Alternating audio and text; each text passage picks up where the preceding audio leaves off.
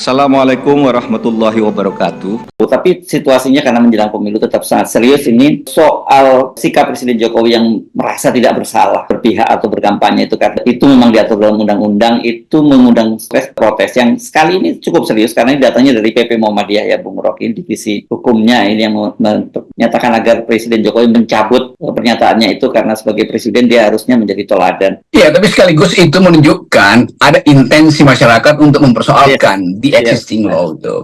Kalau kita belajar filsafat hukum, ada prinsip bahwa yang sedang dibayangkan rakyat juga itu adalah potensi menjadi hukum kan. Selain hukum yang sekarang ada, namanya ius constitutum, jadi hukum positif yang berlaku, ada juga ius constituendum, jadi hukum yang akan datang, the future law, yang isinya adalah koreksi terhadap ius constitutum. Jadi betul, Pak Gugum itu juga bersama dengan Muhammadiyah menjadi bagian dari perjuangan untuk menghasilkan etika hukum yang lebih kuat itu, yaitu membatasi kekuasaan. Jadi ya kita keliru menganggap itu sebagai keputusan Mahkamah Konstitusi, tapi itu bagian dari upaya untuk memaksa mahkamah membuat keputusan yang berdasarkan prinsip etika publik. Kan itu dasarnya kan. Selamat buat Pak Gugum dan teman-teman Muhammadiyah karena berupaya untuk membuat terobosan. Jadi bayangkan misalnya ada warga negara yang datang ke Mahkamah Konstitusi karena kesadaran dia melihat bahwa hukum yang sekarang, the existing law, ius constitutum hari ini yang dipamerkan oleh Pak Jokowi itu sebetulnya harusnya udah lama ditinggalkan. Tetapi untuk meninggalkan itu diperlukan norma baru tuh. Dan itu yang dipetitumkan oleh Gugum dan Muhammadiyah supaya Mahkamah Konstitusi memahami bahwa ada aspirasi baru, perlunya the future law, perlunya ius constituendum selain ius constitutum. Kira-kira itu catatan kaki akademis dari saya. Dan mereka ini rupanya sudah mengantisipasi. Ini termasuk orang yang sudah sejak awal rupanya tahu ini bakal kejadian semacam ini. Dia bisa menduga Pak Jokowi akan berpihak begitu, makanya dia mengantisipasi itu. Tapi sebelum ini diputuskan, karena itu termasuk panjang prosesnya gitu, ternyata Pak Jokowi sudah melakukan hal yang itu gitu. Mestinya Pak Jokowi kalau punya semacam pengetahuan tentang bahwa kita hidup di dalam living constitution, konstitusi yang hidup istilah hukumnya, bukan black letter of law, bukan pasal-pasal mati yang sekedar ada huruf hitamnya itu, seperti yang dipamerkan oleh Pak Jokowi lewat itu, karton yang segede-gede baleo itu. Mestinya Pak Jokowi juga menerangkan, oh iya ini masih berlaku, tetapi saya membaca bahwa di publik tuh ada usaha untuk memperbaiki undang-undang ini, tetapi buat sementara saya masih pakai undang-undang ini. Jadi terlihat bahwa Jokowi itu mampu untuk membaca, akan ada undang-undang yang lebih bermutu. Tapi kan dia ngotot kan, katakan, ada jangan macam-macam ya, nggak usah tafsirin lain-lain. Loh, ketika Jokowi bilang nggak usah tafsirin lain-lain, justru sedang ada penafsiran baru di Mahkamah Konstitusi berdasarkan permintaan rakyat, yang dalam hal ini yang terekspos adalah permintaan petitum dari Pak Gum tadi, yang kemudian diikuti juga oleh Muhammadiyah. Jadi memang ada perkembangan hukum baru. Itu pentingnya novelty, kebaruan di dalam cara kita memproses dalil-dalil hukum. Jadi tetap ada hukum progresif yang menginginkan supaya presiden itu berhenti mempergunakan kuasanya, apalagi dimaksudkan untuk menolong atau membantu anaknya kan. Publik lebih cerdas dari presiden, karena publik mengintip lebih jauh, ini bahaya nih, presiden pasti akan memanfaatkan seluruh fasilitas negara. Karena itu dahulukan petitum itu supaya Mahkamah Konstitusi keluarkan peraturan yang statusnya adalah membatalkan peraturan sebelumnya tuh, dengan petitum baru tadi yang sangat bagus itu, menuntut supaya presiden tidak boleh terlibat di dalam politik, apalagi yang bermaksud untuk memungkinkan keluarganya itu tampil sebagai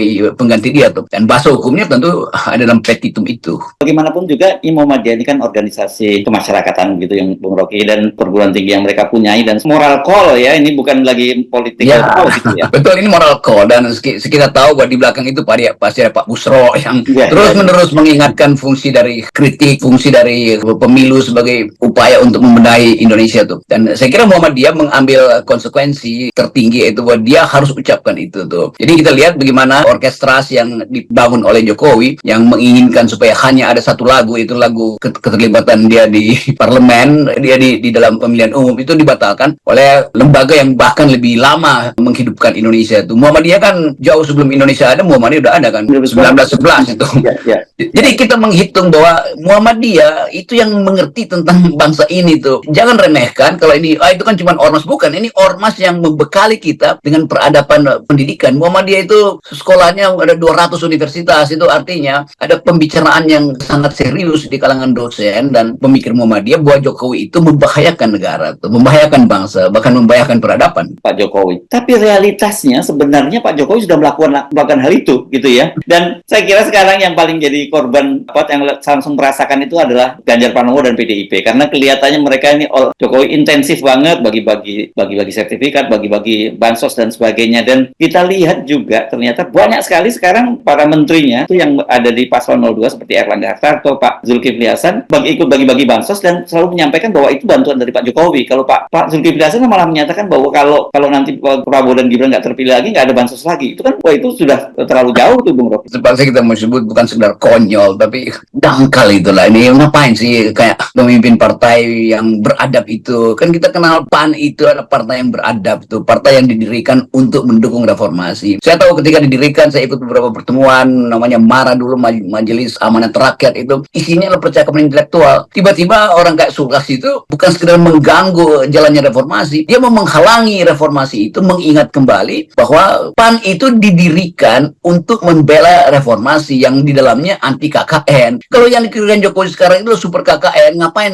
Zulkifli masih bela-bela? Kan itu apa yang ada di kepalanya itu selain buat takut dikena sprindik? Kan ini soal moral yang dihapus oleh Jokowi demi kepentingan ambisi dia kan. Demikian juga Erlangga, sama aja tuh. Jadi bagi kita yang berupaya untuk menegakkan bahkan benang basah demokrasi masih berupaya kita tegakkan. Nah, mereka ini justru menenggelamkan benang yang memang udah basah tuh. Dan itu konyolnya tuh. Jadi saya mau berkampanye negatif aja pada mereka ini karena saya nggak melihat bahwa mereka punya intensi untuk mewujudkan demokrasi. Mereka hanya punya intensi untuk mendompleng pada kekuasaan supaya kasus-kasus mereka ditutupi itu. Kita mau tuduh itu aja karena nggak ada tuduhan lain kan. Ngapain? Kalau Anda misalnya Bapak Zulkifli, Pak Erlangga ada di posisi membela Jokowi, ya oke, bela aja Jokowi sebagai orang yang sedang menitiskan kekuasaannya pada dinastinya, nggak ada soal itu. Tapi jangan menganggap bahwa itu ancaman tuh kalau Anda nggak pilih Gibran itu Anda nggak dapat BLT lagi.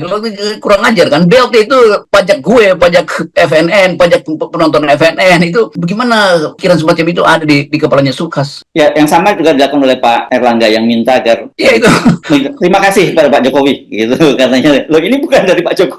Dan yang disinggung oleh Ibu Megawati kan, beras-beras bagi bansos memang dari kantong sendiri, itu dari pajak rakyat. Ibu Mega persis menyatakan seperti Anda sampaikan ketika kampanye di Bandung. Iya, saya berupaya untuk mengingatkan Golkar. Golkar itu partai yang paling modern, yang mampu untuk berpikir rasional. Tiba-tiba jadi irasional hanya karena tagihan kenikmatan nempel pada Jokowi kan. Dan yang berbahaya lagi adalah anak-anak muda Golkar ini kan juga otaknya bagus-bagus tuh. Jadi ngapain tuh? Gak ada suara di situ kan. Kalau ketua partai bicara begitu, itu artinya ada perintah dari kekuasaan untuk jangan bicara lain selain memuji kami tuh. Iya, tetapi aparat-aparat Golkar yang lain tuh AMPI atau gerakan mana macam-macam itu punya standing yang bisa berbeda dengan ketua umum Golkar. Nah, ini yang mau kita inginkan. Suara ketua umum itu biarin aja karena memang itu hasil negosiasi. Di bawah itu Golkar nggak boleh jadi semacam pemandu suara aja untuk demi akal sehat ya. Kita nggak ada urusan dengan mendukung, tapi kita ingin Golkar itu tumbuh sebagai partai yang berakal, partai yang berpikir, partai yang rasional tuh, bukan masuk dalam kekonyolan-kekonyolan seperti ucapan Erlangga. Apa yang seperti dilakukan oleh Muhammadiyah dan sebagainya itu tetap harus disuarakan karena ya kita nganggap Pak Jokowi itu bagian dari masa lalu lah. Kita mesti mengingatkan masa depan kita supaya lebih baik gitu ya, Bung Rocky ya. Itu yang kita mau ingin terangkan tuh, bahwa kalau kita bicara Golkar misalnya, toh tokoh-tokoh di situ kebanyakan HMI, adalah Muhammadiyah juga kan. Sebetulnya kan itu ada sambungan aja dari ormas yang lebih lama menghidupkan wacana pendidikan dan wacana akal sehat, itu Muhammadiyah tuh. Kita mau lihat bagaimana misalnya kayak Haji Ahmad Dahlan dulu memilih untuk mendirikan Muhammadiyah supaya bangsa ini dihidupkan dengan pengetahuan tuh. Kalau Pak Ahmad Dahlan memilih jadi caleg ya mungkin udah pakai rompi kuning juga tuh atau rompi orange beliau tuh. Tapi beliau sadar bahwa negeri ini mesti dididik, dibesarkan dengan pengetahuan supaya ada basis untuk menghasilkan peradaban tuh. Jadi Muhammadiyah memang konsisten memelihara peradaban. Nah, beberapa tokoh Muhammadiyah memang ya menyimpang-nyimpang aja karena godaan material. Tapi oke, institusi kita masih anggap Muhammadiyah itu adalah panduan kita ketika ada kegelapan di dalam wilayah konstitusi itu, dan dia kasih terang baru bahwa Jokowi itu adalah penggelap konstitusi. Tokoh-tokoh masyarakat, para politisi dan sebagainya, terus para penggiat civil society dan sebagainya nggak boleh hanya berhenti pada kayak dulu kan kita sering menyinggung harus ada tokoh-tokoh bangsa yang bertemu gitu. Saya kira apa yang dilakukan oleh Pak Jokowi itu serius membahayakan masa depan bangsa ini, membahayakan demokrasi kita, dan lebih parah lagi membahayakan masa depan bangsa dan negara kita. Itu yang kita maksud. Tokoh-tokoh ini yang punya masa terutama itu dan punya standing panjang di dalam pergerakan politik bangsa ini. Muhammadiyah, PDIP juga itu. PDIP ini kan partai yang sama dengan Muhammadiyah umurnya kan. Kita ingin PDIP terutama itu ambil langkah dong lebih konkret tuh. Jangan biarkan Jokowi menguasai narasi itu. Karena bagi Pak Jokowi cuma itu idenya kan, mengucapkan sesuatu yang sudah dia lakukan sebetulnya tuh, membantah yang sebetulnya nggak masuk akal. Jadi Pak Jokowi sebagai presiden gagal untuk membela kepentingan demos ini, rakyat ini, dan memberontakkan demokrasi. Nah, PDIP partai yang memakai nama demokrasi bahkan perjuangan, nah mesti berjuang untuk menegakkan kembali nilai-nilai ini kan. Jadi cuma itu yang diharapkan rakyat. Yang penting ada langkah politik dari PDIP. Bahayanya narasi Pak Jokowi ini kan dibungkus dengan semacam kerelaan untuk turun ke bawah, membawa sendiri benda-benda yang bisa dimasukkan ke perut melalui goodie bag itu tuh, dan mengatakan bahwa iya ini saya pro rakyat macam. Tetapi rakyat kecil kan nggak mengerti proses pembentukan APBN, bahwa itu datang dari pajak rakyat, bukan karena filantropis dari Presiden Jokowi kan. Nah ini sebetulnya yang mesti diterangkan pada wong cilik yang masanya ada di PDIP, bahwa mereka itu menerima sesuatu dari kader paling buruk dari partai. Itu mesti sinyalnya mesti nyampe tuh. Jadi Ibu Mega mesti terangkan pada publik itu bahwa itu ada penghinaan terhadap rakyat, karena itu bukan hadiah dari Presiden, tapi itu kumpulan pajak kita semua tuh. Nah kalau itu dimengerti oleh rakyat, maka ada basis bagi PDIP untuk memulai pemaksulan kan. Cuman itu jalannya tuh. Jadi sekali lagi ujungnya nggak mungkin berakhir cawe-cawe Presiden kalau tidak diancam langsung melalui tindakan politik di DPR, yaitu proses pemaksulan. Ya, dan ini sebenarnya manipulatif ya, kalau kita lihat kan, karena mereka menggunakan itu sebagai instrumen politik, dan itu kelihatan sekali kan bansos ini. Dan yang menyedihkannya itu kita ini, karena kan tentu saja dalam pemilu itu suatu suara kelas bawah atau profesor sekalipun itu kan sama gitu. Dan kita sekarang ini bertanding ini antara mereka-mereka yang di bawah yang dimanipulasi oleh penguasa dengan bansos, dengan akal-akal pikiran yang sedang tumbuh sekarang di perkotaan begitu. Sayangnya ini kan bagaimanapun juga populasi mereka ini masih tetap jauh lebih besar. Bayangkan Bung Rocky, kalau katakanlah yang dapat bansos itu sekitar 22 juta, ya kan, 22 juta keluarga, dan kemudian kalau kita konversi jadi satu keluarga itu hanya 3 orang saja, itu udah 66 juta Bung Rocky, dan itu sudah mengubah peta suara. Bayangkan kalau masa depan kita seperti itu dipertaruhkan. Itu yang lagi diintai dengan baik oleh publik internasional yang menganggap bahwa Indonesia akhirnya kembali pada politik yang dangkal kan. Kalau kita bicara dengan wartawan asing, mereka anggap bahwa memang didesain dari awal untuk memelihara kebodohan sehingga tidak ada kritisisme, untuk sekedar mengisi perut supaya otak nggak perlu bekerja kan. Nah itu yang dikerjakan oleh Pak Jokowi lewat BLT. Dan kita ingin supaya partai-partai modern, PAN, Golkar sebetulnya hentikan itu, karena itu juga menghina kalian sendiri kan. Kalian tahu itu nggak benar, ngapain kalian masih pro kan?